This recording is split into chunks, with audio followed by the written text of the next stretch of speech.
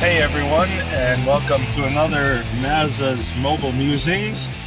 Today I just wanted to talk about something that has come up a few times, and I think it's an interesting subject, but one that I think is a little bit overblown, and that is what effect the changes to Frontierland at Disney World are going to have on the Liberty Square area. Now, personally, I don't think that it's going to be much of a difference.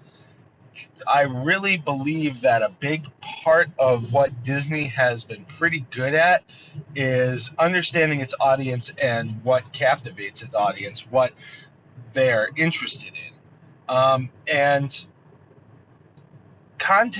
historical context is needed here. When they were designing Disneyland and Frontierland for Disneyland and then later Disney World, Westerns were a much bigger part of our entertainment consumption. There was a period of time where Westerns dominated the entertainment world, whether it was on the big screen or later when TV became a much bigger thing. Westerns were a big part of that as well. Even in the days of radio, there were radio shows about, cowboys and Indians and things like that. I think that over time, we kind of, I don't want to say outgrew it, but basically we got tired of it.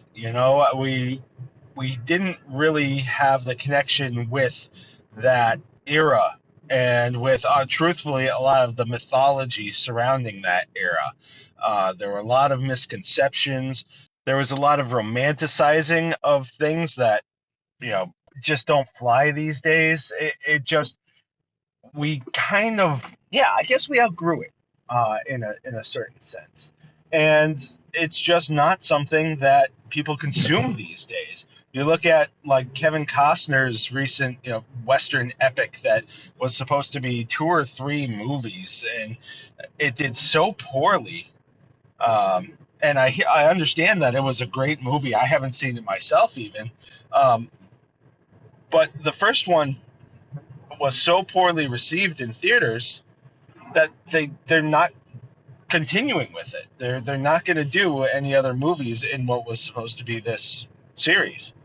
So I don't think that area connects with audiences and the growing audiences, the kids who are growing up to be adults. I mean, a lot of these adults who were, going to the parks before were remembering, oh man, I remember watching, this show or this movie when I was a kid and blah, blah, blah. These kids aren't watching that. These kids are, now kids turning into adults, watching Cars. They're watching these other mediums. They're watching these other shows and movies. And I think at this point, you're certainly going to have the people who are still nostalgic about Frontierland at Disney World because they remember Frontierland at Disney World. But it's not really, when they're trying to connect with more current audiences, I think it just makes sense. Where the difference lies is America still has a connection to and really ties its identity with that colonial and revolution era.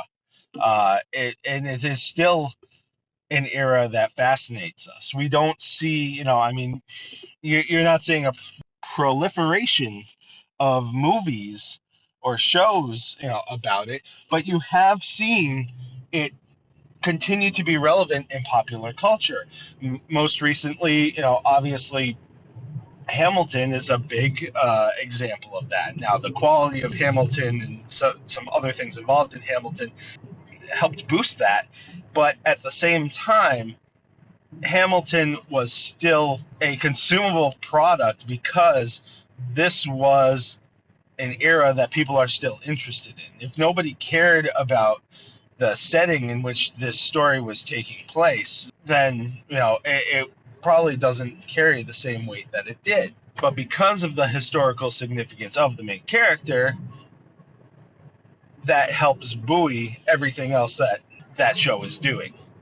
So I think that Liberty Square and Frontierland are really two separate things. They're two different animals, and I think that there is still enough, and in some places, still a really strong tie to that identity, that rebel identity that the United States kind of built, through the Revolution, and so I don't think that there's anything going to be happening with that area.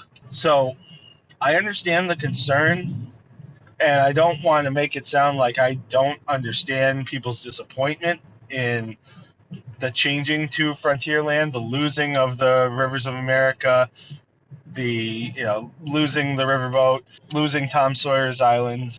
Even if you haven't been there, there's an aesthetic there that I understand people like. I think it's nice myself, but I totally understand too why that's an area that needs to change, or at least why Disney feels that this is an area that could use a change.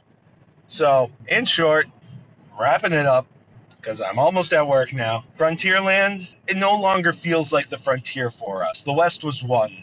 It's time to move on. Whereas I feel in a lot of ways the revolutionary and colonial period that encapsulates the Liberty Square area is more ingrained in our national identity. So I wouldn't worry too much about Liberty Square. And that is your latest Maza's Mobile Musings. See you real soon.